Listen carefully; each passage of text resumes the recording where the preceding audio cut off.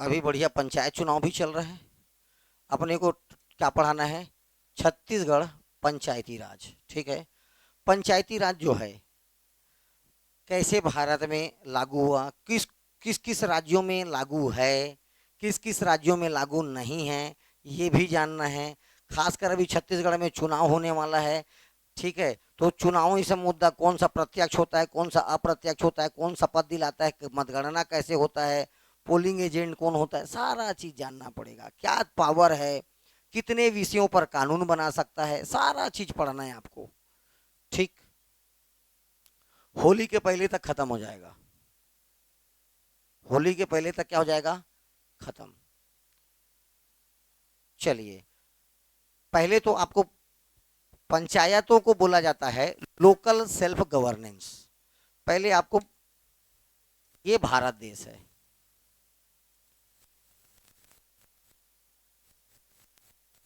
ठीक है। अलग अलग किस में बटाइए? राज्यों में। ये केंद्र का प्रशासन, पूरा केंद्र का साथ एक सेंटर है। सेंटर अपने लिए खुद कानून बनाता है। अभी वर्तमान में किसे कितने विषय हैं से केंद्र के पास? 100 विषय। 100 विषयों पर कानून बनाएगा केंद्र। 100 100 विषय किसके पास? केंद्र के पास। इसके बाद अलग अलग राज्य है, तो हर एक राज्य के पास लगभग 61, 61 या 65, कितना है, मेरे ख्याल से 61 विषय, 61। 61 विषयों पर कानून कौन बना सकता है? राज्य। कौन बना सकता है? कोई भी एक राज्य मान लीजिए, छत्तीसगढ़ राज्य। ठीक है। हर एक राज्य किस में बटा हुआ है? अलग अलग जिलों में। तो ये जो जिले का प्रशासन, एक जिला मान लेते हैं कोई भी एक, ये है जिला प्रशासन। पूरे भारत में सेंट्रलाइज गवर्नमेंट, केंद्रीय प्रशासन, 100 विषयों पर कानून बनाने का अधिकार। केंद्र, पहले तो अकेले केंद्र ही सबके लिए कानून बनाता था। केंद्र अलग अलग, आंध्रा के लोगों को कुछ और चाहिए, छत्तीसगढ़ के लोगों को कुछ और चाहिए, बिहार के लोगों को कुछ और चाहिए। तो राज्य भाई हर एक राज्य का नहीं समझ पा रहा था, तो इसलिए क्या किया, अपने विषयों को किसको डेलीगेट डेलीगेट कर दिया? डेलीगेट करना, अपने पावर्स को, अधीनस्थ को डेलीगेट करना। ये सेंट्रलाइज से धीरे धीरे क्या हो रहा है? डिसेंट्रलाइज। अभी आ गया राज्यों के पास। राज्य भी छोटा मोटा नहीं है, राज्यों का हालत खराब हो रहा है।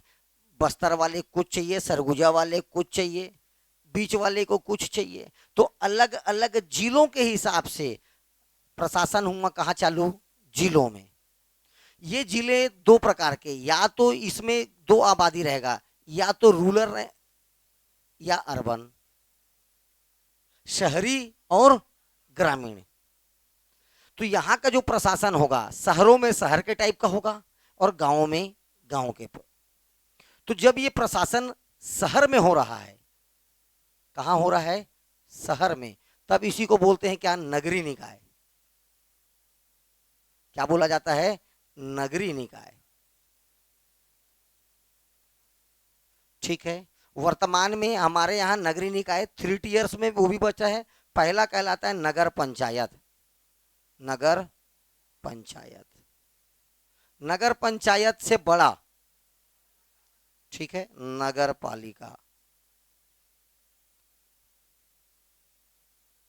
नगर पालिका। अगला है नगर पालिका परिषद, लेकिन बोलचाल के भाषा में उसको बोल देते हैं नगर निगम। नगर निगम। ठीक है। तो ये याद रखना है, शहरों का प्रशासन, काय का प्रशासन? शहरों में ऐसा। लेकिन ग्रामीण क्षेत्र में,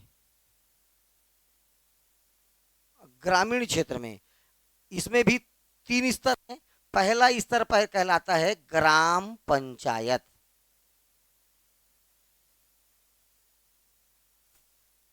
क्या पंचायत? ग्राम पंचायत। दूसरा जनपद पंचायत।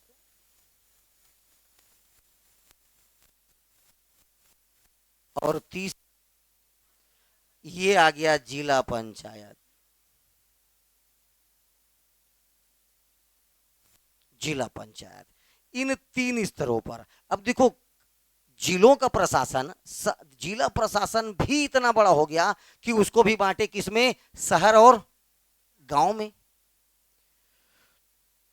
तो ये याद रखना है, जो नगरीय निकाय है या पंचायती राज है, ये विकेंद्रीकरण को दर्शाता है। किसको दर्शाता है? डिसेंट्रलाइजेशन। सेंट्रलाइज ना होकर के कैसा है, डिसेंट्रलाइज है, विकेंद्रीकरण को दर्शाता है। जब अकेले केंद्र ही कानून बनाता था, सब कुछ केंद्र करता था, तब क्या कहलाता था? केंद्रीकरण। और जब सब बांट दिया तब क्या, यही क्या कहलाया? विकेंद्रीकरण। आ गया रे, सीधा गया सर को। हाँ, तो ये अच्छा, और हमारा टॉपिक क्या है? गांव का प्रशासन। अभी छत्तीसगढ़ में ग्राम पंचायत चुनाव हुआ, जनपद पंचायत, जिला पंचायत, और ये भी चुनाव हुए। नगर निगम, 10 ठो नगर निगम में चुनाव हो गया, नगर पालिका भी चुनाव हुआ, नगर पंचायत भी चुनाव, पूरा चुनाव हुआ है अभी। अरे अभी नहीं, 20 तारीख को और वोटिंग है, 23 तारीख को और वोटिंग है। समझ में आ रहा है? चल ही रहा है, ठीक है। हाँ, सब चल रहा है, गिलास मधुहू, सीढ़ीम दुहू, ठीक है, अलग अलग अपना छाप है। उगता सूरज, दो बत्ती, दो पत्ती, दे बत्ती, सब अभी सब झोपड़ी ओपड़ी, ब्लैक बोर्ड, अभी ये सब चुनाव चिन्ह मिला है।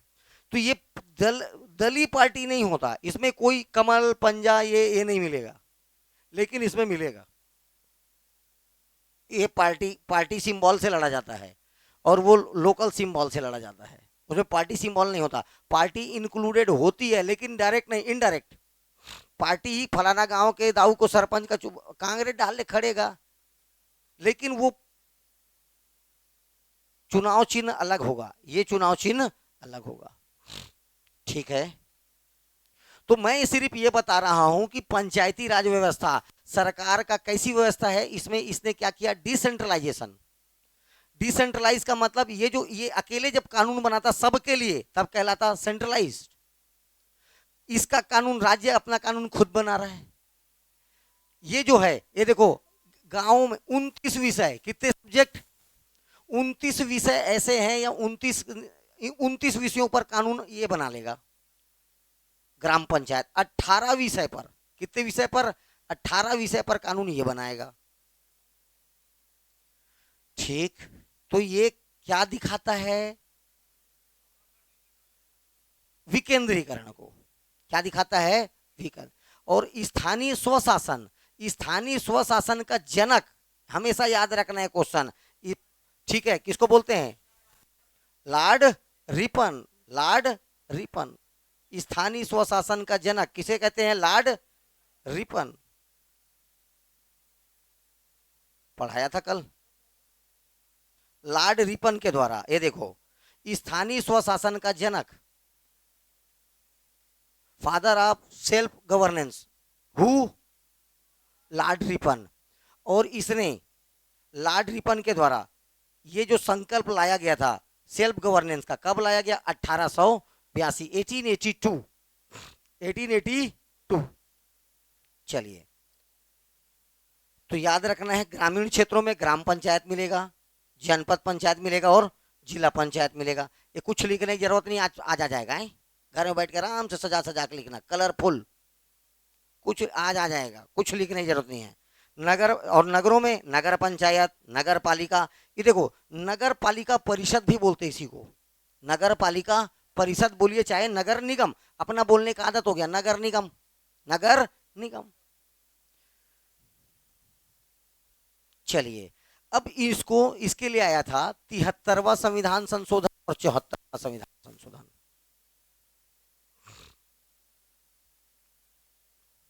ठीक है, हाँ, ये सब सुधर के आ गया ना, ठीक है, ठीक है। 92 की जगह सब 93 था। चलिए, बढ़िया, गुड। 73वां संविधान संशोधन और 74वां संविधान संशोधन। 73वां संविधान संशोधन के तहत आया पंचायती राज, और 74वां संविधान संशोधन में आया नगरीय निकाय। अभी पीछे बताया था, नगरों का प्रशासन नगरीय निकाय करेगा, और गांव का प्रशासन कौन करेगा? ग्राम पंचायत। तो 73 अमेंडमेंट एक्ट और 74 अमेंडमेंट एक्ट, दोनों कब का एक्ट, कब का है? 1992 में ये एक्ट आया। ठीक है, एक्ट आया तो लोकसभा में लोकसभा से पारित होना पड़ेगा उसको, एक्ट को। लोकसभा से पारित हो गया 22 दिसंबर 1992। कल का डेट चेंज कर लेना, कल गलत डेट था। ठीक है, कल का डेट क्या था? हाँ, ये सेम डेट था क्या रे? आए, कल क्या लिखाया था? हाँ, वो चेंज करना, वही बोल रहा हूँ, ये राइट है। 22 दिसंबर 1992 उसको कहां से पारित हुआ था? ये लोकसभा से। सुधर के आएगा, टेंशन ही मत पाल। 23 दिसंबर को पारित हो गया ये राज्यसभा से। किसी को भी कानून बनना होता है कहां कहां से पारित होना पड़ेगा? लोकसभा से और राज्यसभा से। ठीक है, 24 अप्रैल को ही किसका साइन होता है? राष्ट्रपति का साइन होता है। राष्ट्रपति तो सॉरी 20 अप्रैल को, राष्ट्रपति का अनुमोदन 20 अप्रैल। ओके, अब ये ठीक है, ये तीनों राइट डेट। और लागू होता है 24 अप्रैल को, 24 अप्रैल 1993। ध्यान से सुनना, 73वां संविधान संशोधन बिल आया सबसे पहले लोकसभा में। कहाँ आया ये बिल? लोकसभा में। लोकसभा पारित कर दिया उसको 22 दिसंबर 1992 को। मैच द कॉलम में तेरे को सब मिलेगा। राज्यसभा अगले दिन पारित कर दिया 23 दिसंबर 1992 को। दोनों के अनुमोदन के बाद किसका साइन लगेगा? राष्ट्रपति का सिग्नेचर हो गया 20 अप्रैल 1993 को। तो अब इसका क्या होगा? राजपत्र में अधिसूचना जारी होगा, राजपत्र में छपेगा, उसी दिन से इसको लागू माना जाता है, जिस दिन ये राजपत्र में आ जाएगा। तो ये याद रखना, लागू होता है 24 अप्रैल 1993 को। इसीलिए 24 अप्रैल को, ये दिन देखो, 24 अप्रैल को मनाया जाता है पंचायती राज दिवस। इसीलिए 24 अप्रैल को क्या मनाया जाता है? पंचायती राज दिवस। क्या दिक्कत है बताइए? ठीक है, 22 दिसंबर, 23 दिसंबर, 20 अप्रैल, 24 अप्रैल, और 24 अप्रैल के ही दिन पंचायती राज दिवस। कौन सा दिवस? पंचायती राज दिवस। अब ध्यान से सुनना, जो पंचायती राज है, 73वां संविधान संशोधन 1992 पारित होता है 1993, पारित हुआ 1993।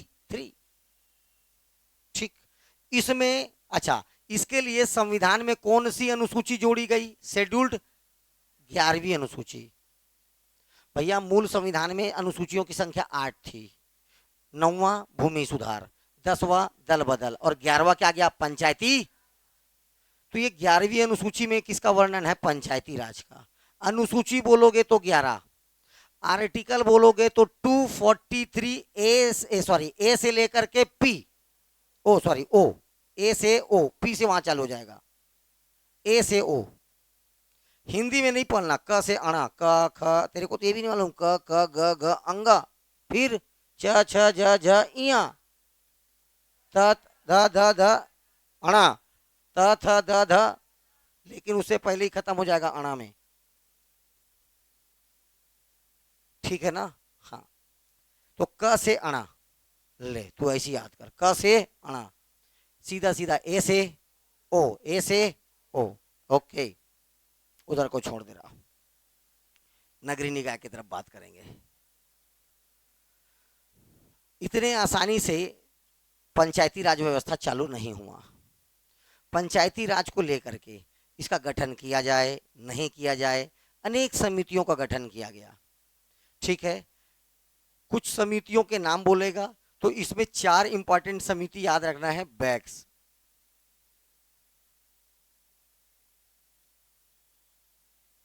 ये सबसे ज्यादा पूछा जाने वाला सवाल है, ये 4 समितियां। ठीक है, बी फॉर बलवंत राय मेहता समिति, अशोक मेहता समिति, जीवी के राव समिति, और ये है सिंघवी समिति। कौन सी समिति? ये नॉर्मली आपको मिलेगा, ये जो मैं लगा दे रहा हूं टिक, ये 4 समितियां आपको इंपॉर्टेंट याद रखना है। बैक्स, BAGS, बलवंत राय मेहता, अशोक मेहता, जीवी के राव और सिंघवी समिति। एक्चुअल में ये 10 समिति याद होना चाहिए आपको, तो विथ डेट, पहली समिति बलवंत राय मेहता समिति, ठीक है। दूसरा केसंथानम, दूसरी समिति का नाम केस। अब आएगा अशोक मेहता समिति। अब कौन आएगा? चौथे नंबर पर याद रखना, अब बेटे का क्या आ जाएगा? दांत। और क्या बोलेगा? हनुमान, हनुमंत समिति। ये पांच पहले, पांच ध्यान से सुन।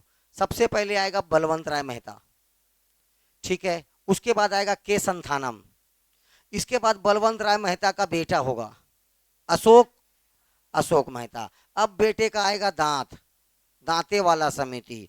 और जब दांत आ गया तो धीरे से बोलेगा और सीधा क्या बोला? हनुमान, ठीक। ये पांच समिति लाइन से। अब आपको इसके बाद इसका सन याद रखना है। 57 से लेकर के 84 तक आएगा ये। 57, 63, 77, 78 और आखिरी क्या आ जाएगा? 84 लाइन से। ये पांच हो गया। इसके बाद पांच का फेस अलग आएगा। GV के राव समिति, लक्ष्मी कांत सिंघवी, ये LM सिंघवी कहलाता है। राव समिति, सिंघवी समिति, थुंगन समिति। इसके बाद याद रखना गाडगिल समिति और भुरिया समिति, इंपॉर्टेंट है। GV के राव समिति, LM सिंघवी समिति, थुंगन, गाडगिल और अंतिम क्या है? भुरिया। थुंगन, गाडगिल और भुरिया। GV के राव, LM सिंघवी, थुंगन समिति, गाडगिल समिति और भुरिया समिति। अब फिर डेट याद है, 84 में खत्म हुआ था। 85, 86, 85, 85, 86, 85, 86, 88, 88, 95, 88, 88, 95, ये याद होना चाहिए, ठीक है। कोई भी एक तरफ को पहले याद किया जाता है, कोई भी एक तरफ पहले याद करना है, दूसरा ऑटोमेटिक याद हो जाएगा। पहला बलवंत राय मेहता, दूसरा के संथानम, तीसरा अशोक मेहता। अब बेटे का क्या आएगा? क्या बोलेगा? ये पहले फेज में। इतना याद हुआ? पहले फेज में।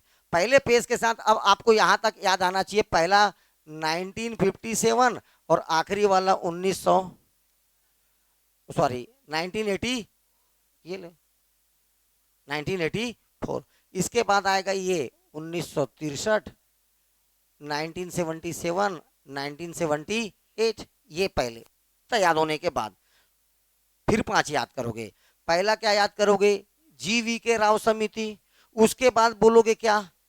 LM सिंघवी समिति। उसके बाद क्या आएगा? थुंगन समिति। उसके बाद क्या आएगा? गाडगिल समिति। उसके बाद आएगा भुरिया। क्या जाएगा? पूरा एक एक तो याद होना चाहिए। 84 में खत्म हुआ, 1985, 1986, 1988, 1988 और 1990 खत्म, ठीक है। लेकिन इसमें चार इंपॉर्टेंट है बैक्स, BAGS। बलवंत राय मेहता, अशोक मेहता, GV के राव और सिंघवी समिति, ये चार इंपॉर्टेंट समिति है। और अभी सबसे ज्यादा क्वेश्चन पूछ रहा है भुरिया समिति से। किससे पूछ रहा है? भुरिया समिति से। चलिए आते हैं, एक एक उठाते जाओ। इसमें सबसे इंपॉर्टेंट पहला समिति का क्या नाम था? बलवंत राय मेहता समिति 1957। बलवंत राय मेहता समिति, समिति का क्या नाम है? बलवंत राय मेहता समिति। बलवंत राय मेहता समिति।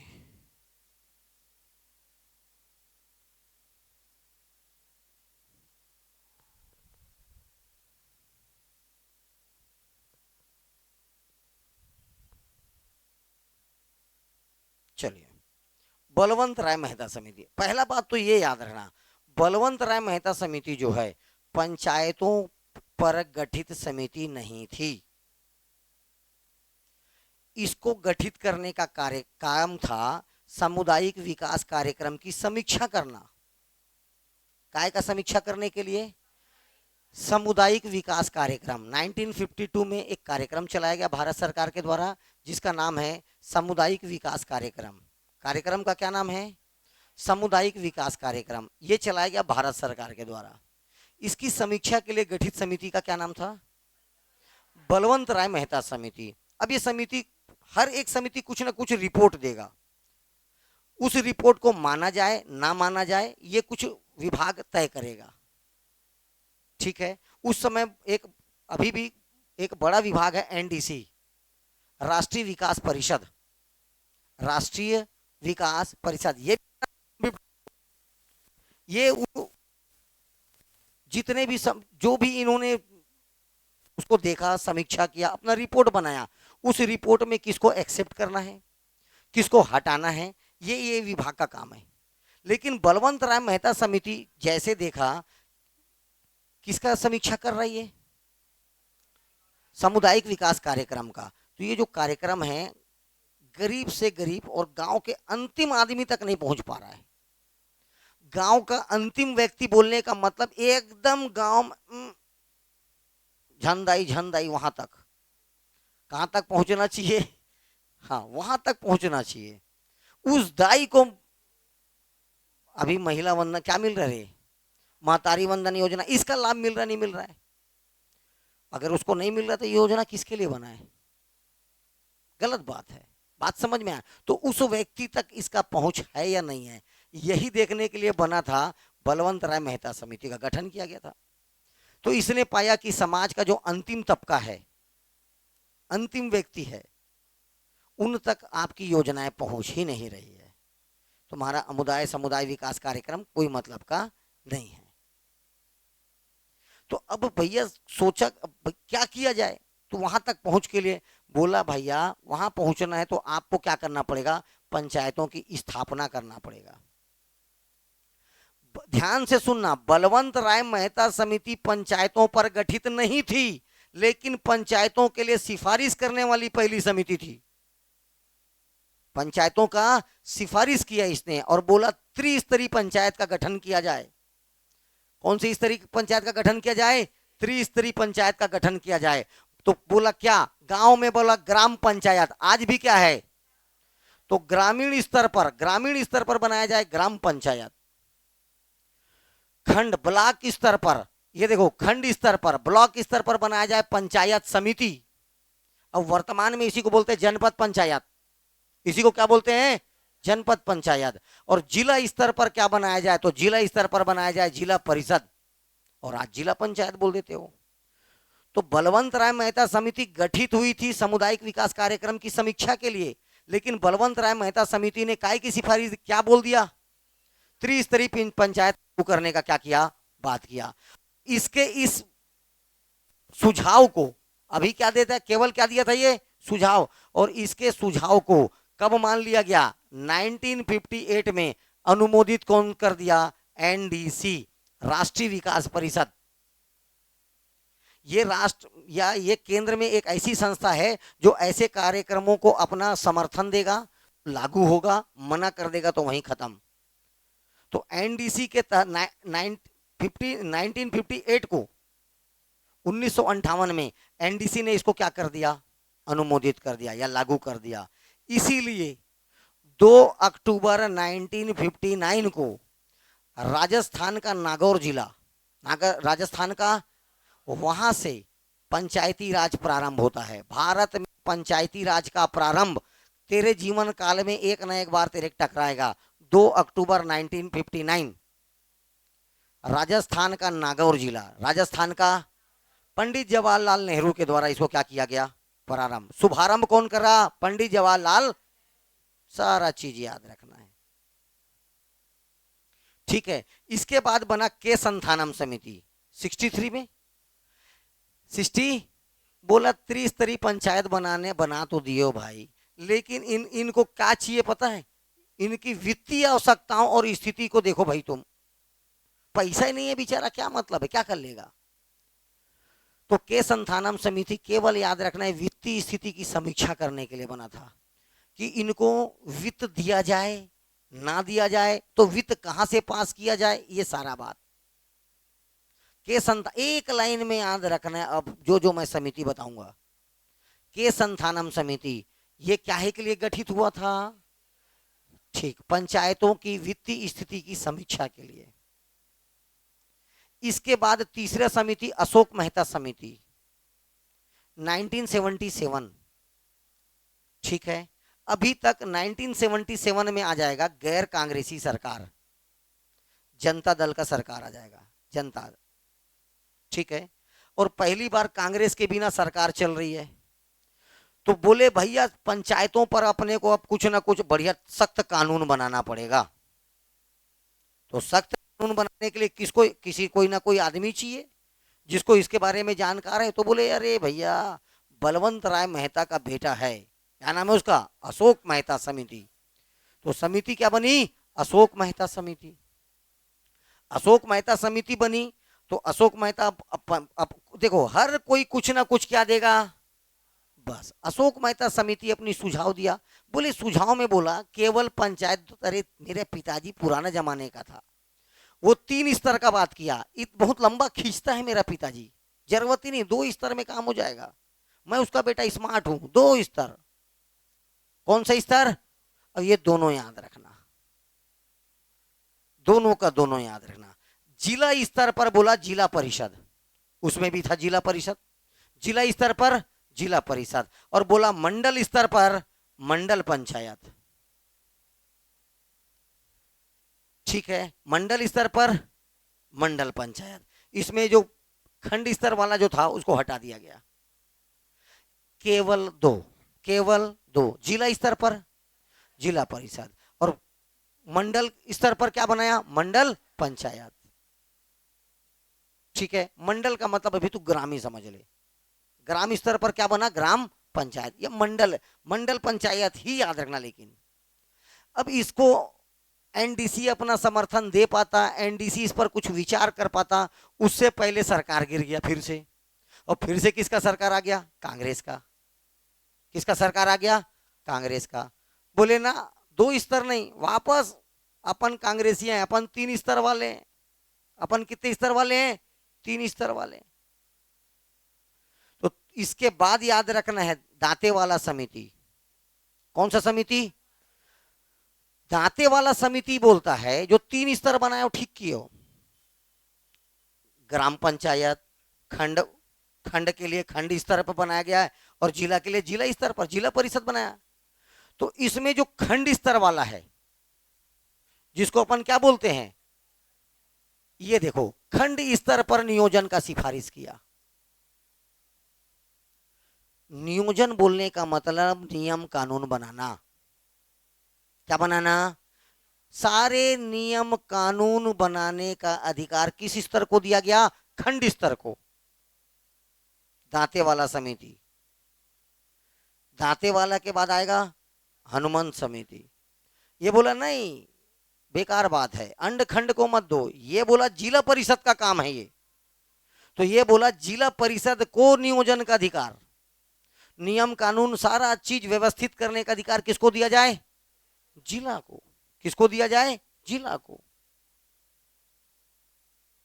ठीक है। खत्म हो गया सारा समिति।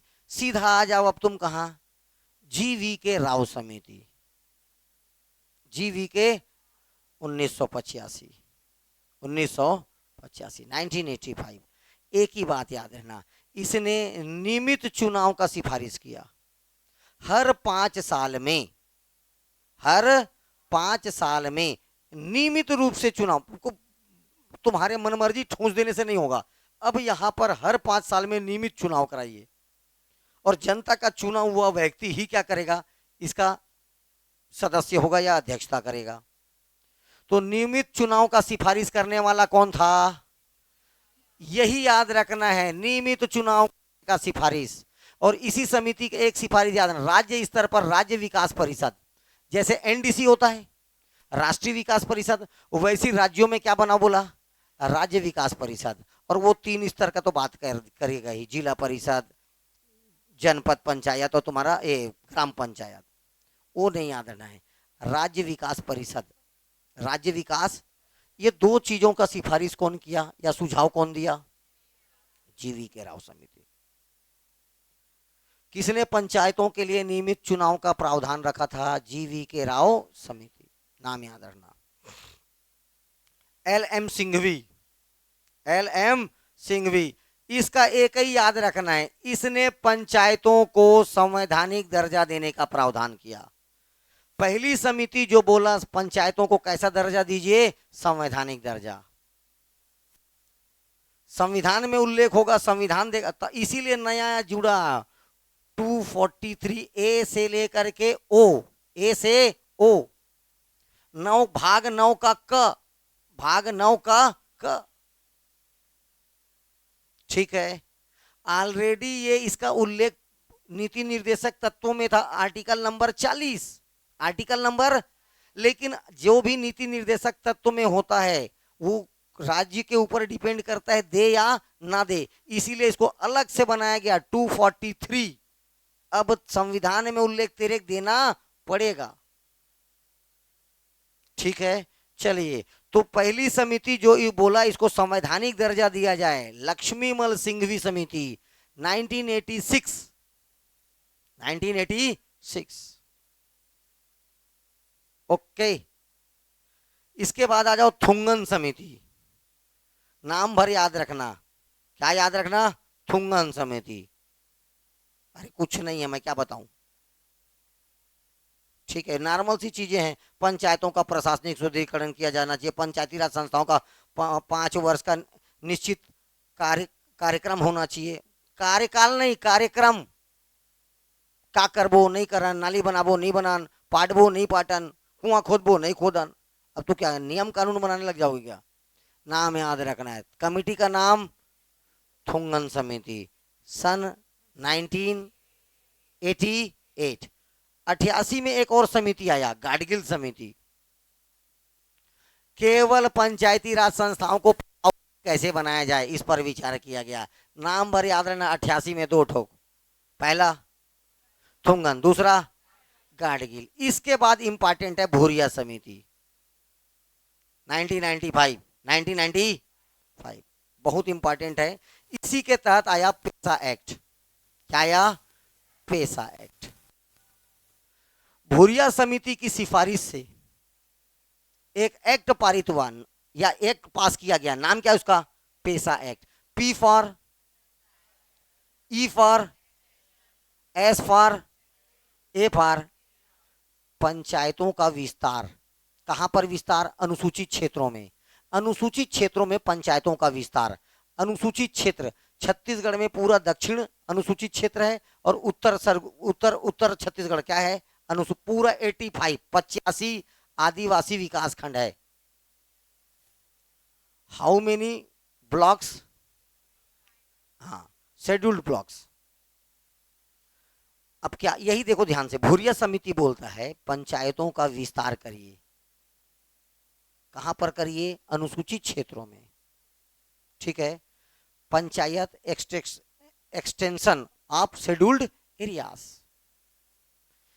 इसीलिए ये पास हुआ अगले साल 96 में। कब पास हुआ? इसी समिति की सिफारिश के आधार पर 86 में पेशा एक्ट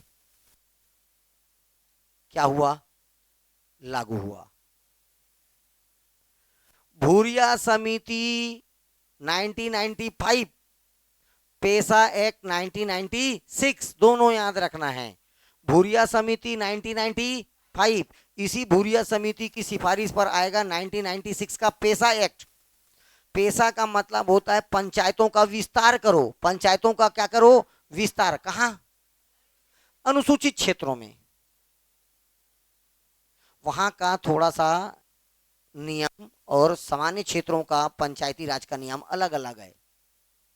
सामान्य क्षेत्रों का पंचायती राज और अनुसूचित क्षेत्रों का पंचायती राज, दोनों में कुछ ना कुछ क्या है? भिन्नताएं हैं, थोड़ा थोड़ा अंतर है। ओके, हाँ। यहां पर कुछ भी होगा अध्यक्षता करेगा सरपंच। कौन करता है सामान्य क्षेत्रों में? सरपंच। लेकिन अनुसूचित क्षेत्रों में ना तो सरपंच करेगा, ना उप सरपंच, ना पंच, तो उसको देखेंगे कौन करेगा। ठीक है, तो ये पेशा एक्ट आया 1996 पे। ये जो पेशा कानून आया वर्तमान में 10 राज्यों में लागू है। कितने राज्यों में लागू है? 10 राज्यों में। याद करने का तरीका ये रहा आपका छत्तीसगढ़, बना नहीं रहा हूं ऐसे ही टाइम पास। ये छत्तीसगढ़, ठीक है। छत्तीसगढ़ का एक पड़ोसी राज्य याद रखना, ये है उत्तर प्रदेश। इसको छोड़ दो, इसको छोड़ दो, और बाकी जो इसके 6 पड़ोसी राज्य बचे, ये देखो एमपी, महाराष्ट्र, तेलंगाना, आंध्रा, उड़ीसा, और ये हुआ झारखंड। ये 6 और खुद छत्तीसगढ़, कितना हो गया? 7। गुजरात, राजस्थान, हिमाचल प्रदेश, गुजरात, राजस्थान और हिमाचल प्रदेश, 7 और 3 10। इस 10 राज्यों में ये होना जरूरी है। पेशा एक्ट 1996, पेशा एक्ट बोलूंगा तो 1996 कहां कहां लागू है? 10 राज्यों में।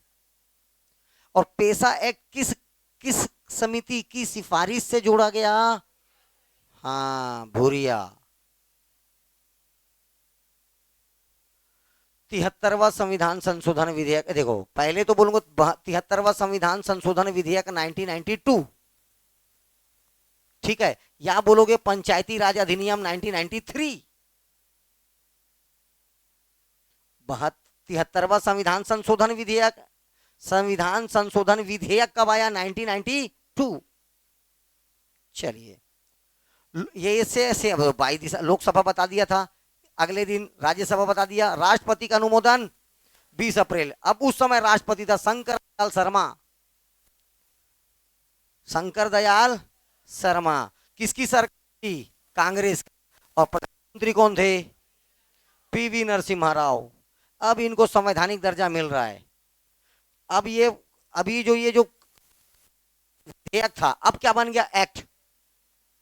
तो पंचायती राज अधिनियम 1993, बात समझ में आया? एक्ट होगा तो क्या कहलाएगा? 90। हाँ, लेकिन ये अभी विधेयक है 92। 24 अप्रैल 1973 को पंचायती राज दिवस क्यों मनाते हैं? क्योंकि इसी दिन क्या हुआ था? लागू हो गया था। 73वां संविधान संशोधन विधेयक 1992 में कुछ संवैधानिक प्रावधान, मतलब पंचायतों में ऐसा होना। ये देखो, भाग 9 जुड़ा, भाग 9 का भाग 9 क्या है? पंचायत। भाग 9 क्या है? और 9 का क्या है? नगरीय निकाय। भाग 9 पंचायत, भाग 9 पंचायत, ठीक है। अनुच्छेद 243 ए से ओ तक, ए वो का वो, ए वो का वो, अनुसूची 11। कितने विषय इसको दिए गए? 29, ठीक है। अध्याय, उप अनुच्छेद नहीं, अध्याय। अध्याय की संख्या कितना है? अध्याय, चैप्टर है 15। कितना अध्याय है? 15, ठीक है। पहला राज्य जहां पर पंचायती राज व्यवस्था प्रारंभ हुआ, पहला राज्य कौन है? मध्य प्रदेश। अविभाजित मतलब हम भी उसका हिस्सा थे, हम भी उसका हिस्सा थे। छत्तीसगढ़ भी शामिल था, ठीक है। जब मध्य प्रदेश में पहला राज्य जहां पर पंचायती राज व्यवस्था लागू हुआ, तो लागू होने के लिए देखो प्रारंभ किस जिले से प्रारंभ हुआ? सतना। मध्य प्रदेश में पंचायती राज अधिनियम 1993 पारित किया गया। क्या पारित किया गया? विधानसभा से भी पारित होना पड़ेगा, ठीक है। विधानसभा से पारित 30 दिसंबर 1993, 30 दिसंबर 1993। राज्य का अनुमोदन मिला उसको, सॉरी, राज्यपाल साइन कर कब किया? 24 जनवरी 1994। और मध्य प्रदेश में लागू किस दिन हो गया? 25 जनवरी 1994 राजपथ में क्या कर दिया गया, इसकी अधिसूचना जारी कर दिया गया, नोटिफिकेशन, क्या बोलते हैं इसी को, नोटिफिकेशन। अधिसूचना जारी कौन करता है, राज्यों में, केंद्र में राष्ट्रपति। और इस तरह मध्य प्रदेश में चालू हो गया पंचायती राज व्यवस्था। मध्य प्रदेश के साथ साथ कहाँ चालू हो गया, छत्तीसगढ़ में। सन 2000 में छत्तीसगढ़ अलग हुआ। सन कितने नवंबर, 1 नवंबर सन 2000 को छत्तीसगढ़ अलग हुआ। तो छत्तीसगढ़ राज्य के लिए अलग से इसको विधानसभा से पारित नहीं कराना पड़ा, केवल अधिसूचना जारी कर दिया गया, राजपत्र में इसका प्रकाशन कर दिया गया। और जहां जहां पर मध्य प्रदेश लिखा था, क्योंकि हर जगह क्या लिखा रहेगा, मध्य प्रदेश पंचायती राज अधिनियम 1993, मध्य प्रदेश पंचायती राज अधिनियम 1993, उसके जगह मध्य प्रदेश को हटाया गया और वहां जोड़ दिया गया छत्तीसगढ़। वहां क्या जोड़ दिए, छत्तीसगढ़। और भारत में लागू हो गया छत्तीसगढ़ पंचायती राज अधिनियम, छत्तीसगढ़ में क्या लागू हो गया, छत्तीसगढ़ पंचायती राज अधिनियम 1993। पहला बात तो याद रखना है, ये जो पंचायती राज व्यवस्था है कौन से सूची का विषय है, राज्य सूची का विषय है। कौन से सूची का विषय है, राज्य सूची का। इसीलिए राज्य किसको दे दिया, जिलों को। और जिलों में ग्रामीण क्षेत्र को। जिले में 2 प्रकार का क्षेत्र होगा, एक ग्रामीण, दूसरा शहरी। शहरी क्षेत्रों में नगरीय निकाय और ग्रामीण क्षेत्रों में पंचायती राज। तो पंचायतों को कितने विषय पर कानून बनाने का अधिकार है, 29 विषय। कितने विषय, 29। राज्य सूची में टोटल कितने विषय आते हैं, 61। इसमें से 29 विषय किसको दिए हैं, 18 विषय। ओके, कितने स्तर पर पंचायती राज लागू करना है ये राज्यों के ऊपर छोड़ दिया गया। ठीक है, कुछ कुछ राज्यों में 4 स्तरीय पंचायती राज है, जैसे पश्चिम बंगाल में 4 स्तरीय पंचायती राज लागू है। क्वेश्चन आया हुआ है, कहा किस किस राज्य में पंचायती राज लागू नहीं है। अनुसूची देखो, असम, मेघालय, त्रिपुरा 6वीं अनुसूची के ऐसे राज्य, याद आ गया। और एक केंद्र शासित प्रदेश, क्या नाम है, यहां पर 73वां संविधान संशोधन लागू नहीं है। पूर्वोत्तर के 4 राज्य, असम, मेघालय, त्रिपुरा और मिजोरम, जो अनुसूची 6 में है। अनुसूची 5 में इन चारों को छोड़कर बाकी सभी अनुसूचित क्षेत्रों का प्रशासन, याद आ गया। और इन चारों का प्रशासन के अलग से अनुसूची क्या जुड़ा है, 6, अनुसूची 6। तो इतने जगह पर 73वां संविधान संशोधन लागू नहीं है।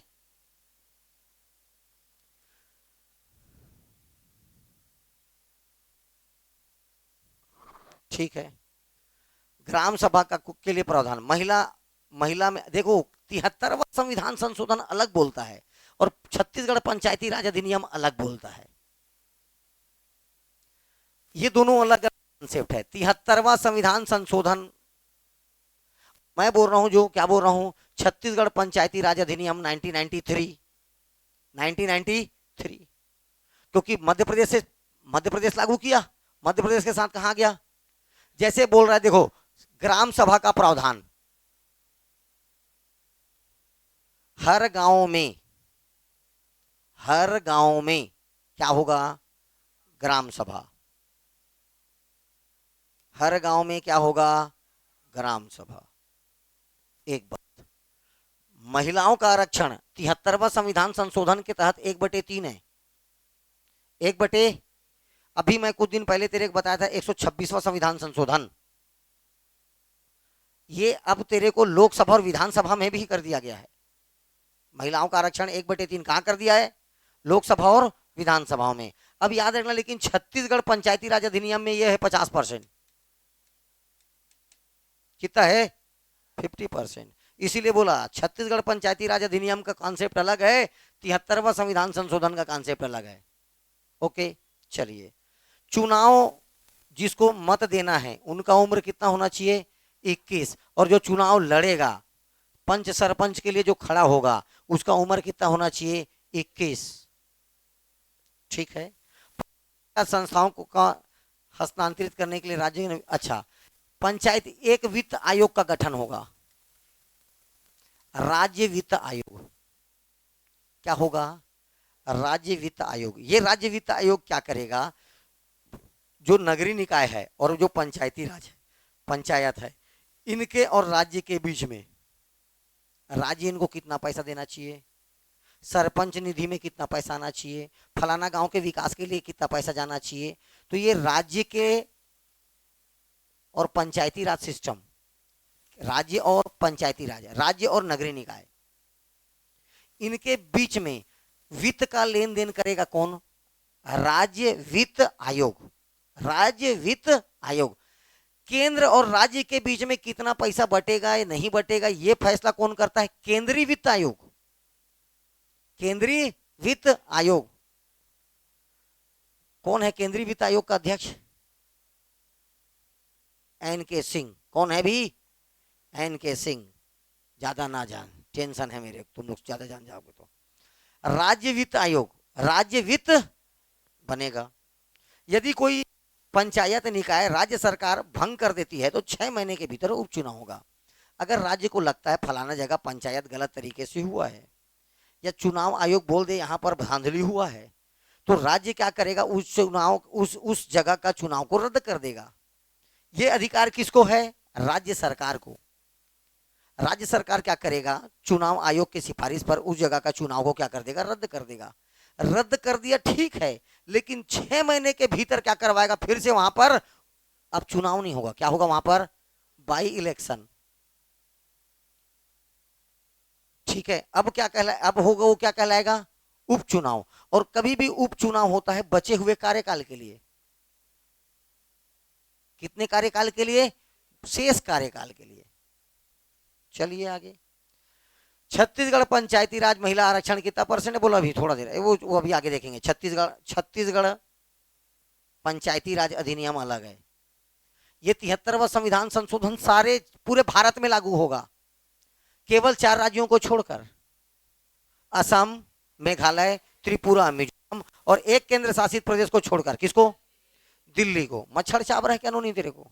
हाँ बताना, इतना मजाल। ठीक है, चलिए ध्यान से सुनना मेरी बात। अब अपने को पढ़ना है पंचायती राज 73वां संविधान संशोधन में भाग 9 में आर्टिकल 143 ए से लेकर के ओ, क से अणा, क ख ग घ अंग, च छ ज झ इया, ट ठ ड ढ अणा। याद हुआ? अरे हिंदी भी तो सिलेबस में है, हिंदी भी सिलेबस में है। अभी एडीओ के ही सिलेबस में है, छोड़ दे तू बात को, है ना? हाँ, रेलवे में भी आता है कभी कभी 2-4 क्वेश्चन, ऐसा गलतफहमी ना रहना। जीएस का कोई ठौर ठिकाना नहीं है। इस बार जो पीएससी का पेपर आया है वो एक ही साल से तैयारी कर रहा है, उस बच्चे के लिए नहीं था। समझ में आया? कम से कम उस बच्चे को 2-3 साल से तैयारी कर रहा है, उस बच्चे के लायक ये पेपर था। हर चीज परीक्षा के दिन पढ़ लेगा कोई जरूरी नहीं है। समझ में आया? हर चीज परीक्षा के दिन नहीं पढ़ सकते आप। तो ये साल भर मेहनत करते ना, ये काम आता है। तो साल भर मेहनत करोगे ये काम आएगा। परीक्षा आएगा, मैं उस समय देखना सर 15-15 घंटा पढ़ूंगा, ठीक है, 15 नंबर नहीं पाएगा। पढ़ ले मेरे, क्या है सच्चाई। चलिए आर्टिकल नंबर 243 ए ग्राम सभा, बी पंचायतों का, देखो बी का मतलब पंचायतों का गठन, कौन कौन मिलकर गठन करेंगे, है ना? 243 सी संरचना, कौन कौन शामिल होगा, कौन कौन शामिल होगा। गठन प्रत्येक 5 साल में एक बार गठित होगा। पहले इसे गठित ऐसे होगा, डी, सीटों में आरक्षण, महिलाओं को 50%, एसटी एससी को आरक्षण, ओबीसी को आरक्षण, डी आरक्षण। ई कार्यकाल पंचायतों का, ई के बाद आएगा एफ, ई के बाद क्या आएगा एफ, सदस्यों के लिए निर्हार्यताएं, निर्हार्यताएं का मतलब होता है फेलियर्स, अरे अयोग्यताएं, निर्हारता का मतलब अयोग्य, तो कौन कौन सा मतलब फेल, कौन कौन सा सदस्य फेल है, कैसे कैसे सदस्यता क्या हो जाएगा, समाप्त हो जाएगा। निर्हारता का मतलब सदस्यता समाप्त होना, फेल। एफ, एफ के बाद जी, एफ के बाद क्या आता है जी, शक्तियां, पंचायतों की शक्तियां, 15 कितने विषयों पर कानून बनाने का अधिकार है, क्या क्या शक्ति है, कौन कौन सा कर ले, ये सारा शक्ति है, पंचायत क्या कर सकता है क्या नहीं कर सकता, ये पंचायतों की शक्तियां। एच, हाउ, कैसे, कर लगाने की शक्ति, शक्ति नहीं, क्या क्या शक्ति, कर लगाने की शक्ति। H, I, I means income, राज्य वित्त आयोग, आई मीन्स इनकम, राज्य वित्त आयोग। जे फॉर जांच, जे फॉर जांच, तो याद रखना है पंचायतों के लेखाओं का जांच, ऑडिट, एक प्रकार का क्या बोलोगे ऑडिट। कौन, निर्वाचन आयोग, के का मतलब कौन, पंचायतों के लिए कौन आएगा, निर्वाचन आयोग। एल का मतलब लागू होना, एल मतलब तो पंचायतों का लागू होना। एम, लागू ना होना, कई जगह लागू नहीं है। एल, लागू होना, एम, लागू ना होना। एन, एन मतलब निरंतरता, कहां कहां पर निरंतर बने रहेगा, ठीक है, विद्यमान विधियों और पंचायतों की निरंतरता, जो वर्ड बोल रहा हूं उसी को पकड़ो। ओ अवरोध, ओ माय गॉड, अवरोध, ओ अवरोध, रुकावट, ओ अवरोध। चलिए, ए से लेकर के ओ, ए से लेकर के ओ। अब मान लीजिए कोई आदमी है, उसको तेरे को बुलाना है, और उस आदमी का नाम है ग्राम सभा, उस आदमी का नाम क्या है, ग्राम सभा। तो अपन कैसे बुलाते हैं, ए, कैसे बुलाते हैं, ए ग्राम सभा, क्या याद रखना है, ए ग्राम सभा। बी गठन, बी जैसे बोलते विघटन, तो मैं बोला बी गठन, बी गठन।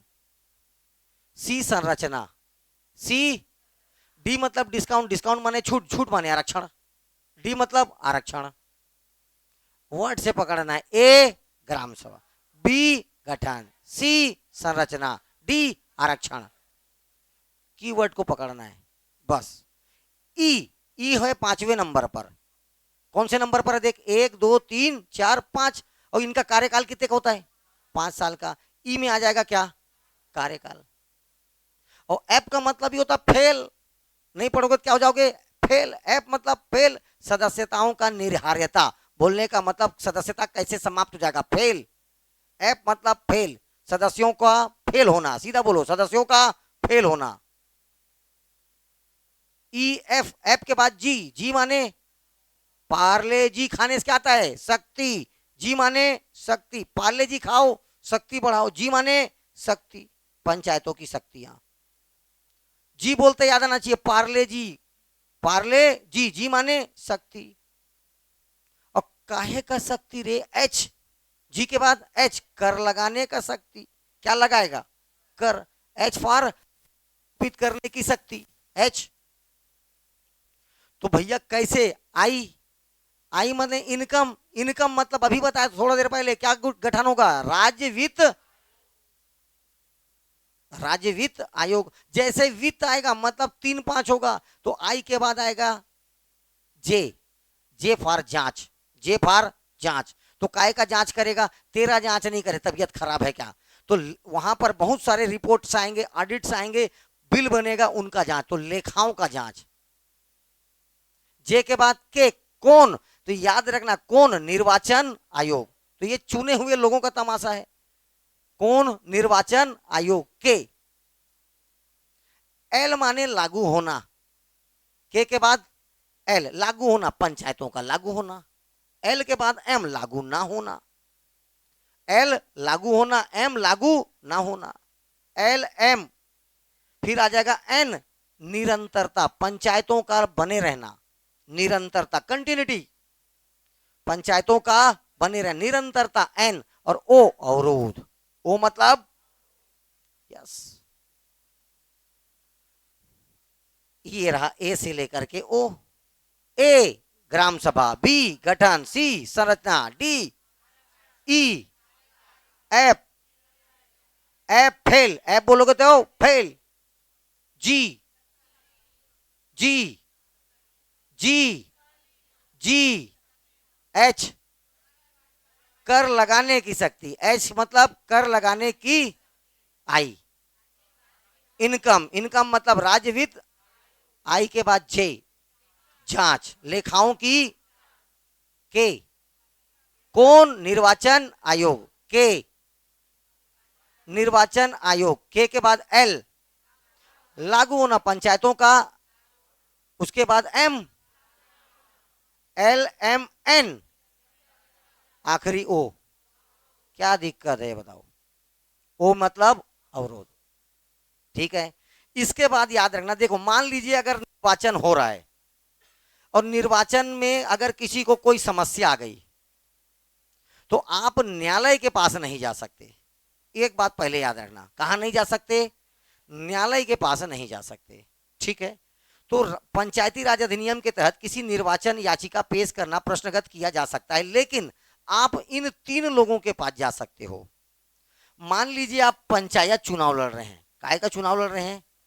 पंच और सरपंच चुनाव लड़ रहे हैं, तो आप जा सकते हो अनुविभागीय अधिकारी राजस्व, एसडीओ रेवेन्यू के पास, सब डिवीजन ऑफिसर रेवेन्यू, किसके पास जा सकते हो? SDO revenue. ठीक है, अनुविभागीय अधिकारी राजस्व, इसके पास क्या आप जाके क्या करा सकते हो? अपना निर्वाचन से संबंधित, नहीं फिर से गिनती करा में नहीं जाना हो। कई लोग हार जाते हैं, ठीक है, उसके बाद कुछ ना कुछ तमाशा, आप कहा नहीं, मान लीजिए 2 दिन बाद इसको होश आ रहा है, मैं देखे तोरे जा तीन जान भैया, ऐसा। तो अब ये इसको कंप्लेन करना है, कहाँ जाए? तो किसके पास जाएगा? एसडीओ रेवेन्यू के पास। निर्वाचन संबंधी विवाद में कहा नहीं जा सकता? न्यायालय में जाना अवरोध। न्यायालय का हस्तक्षेप क्या है? अवरोध है। आप न्यायालय नहीं जा सकते। तो कहां जाऊं भैया? तो बोला अगर तू पंचायत चुनाव लड़ रहा था बाबू रे, तो कहां जा? SDO revenue. अगर तू जनपद पंचायत का सदस्य चुनाव लड़ रहा है, जनपद पंचायत मामला है, तब तू कहां जाएगा? जिला कलेक्टर के पास, संबंधित जिले के जिला कलेक्टर के पास। और मान लीजिए तू क्या लड़ रहा है? जिला पंचायत सदस्य का चुनाव लड़ रहा है और इससे कोई समस्या आ गया, तो याद रखना डायरेक्टर पंचायत, ये डायरेक्टरेट में बैठेगा पंचायत का डायरेक्टर। मंत्रालय सचिवालय बताया हूं, डायरेक्टोरेट और सेक्रेटरीट। तो डायरेक्टरेट में कौन बैठेगा? डायरेक्टर, हर विभाग का डायरेक्टर, तो वहां पर बैठेगा डायरेक्टर पंचायत। संचालक बोलते हैं, संचालक पंचायत के पास आप अपने समस्याओं का लेकर आप जा सकते हैं। ठीक है, यहां तक अब आर्टिकल याद करके रखना है आपको। ठीक है, छत्तीसगढ़ पंचायती राज व्यवस्था ये चालू करेंगे अपन कल, छत्तीसगढ़ में पंचायती राज। ठीक है, अभी मैं बताया था आपको 73वां संविधान संशोधन, ये पूरे भारत पे लागू होगा। इसका जो भी प्रावधान होगा सारे भारत पे लागू होगा। भारत में किन 4 राज्यों में लागू नहीं होगा? उन 4 राज्यों में लागू नहीं होगा। ठीक है, 73वां संविधान संशोधन, इसमें महिलाओं को कितना छूट है? 33, 1/3%, 1/3%। ओके, अब अपने को स्टार्ट करना है छत्तीसगढ़ पंचायती राज व्यवस्था।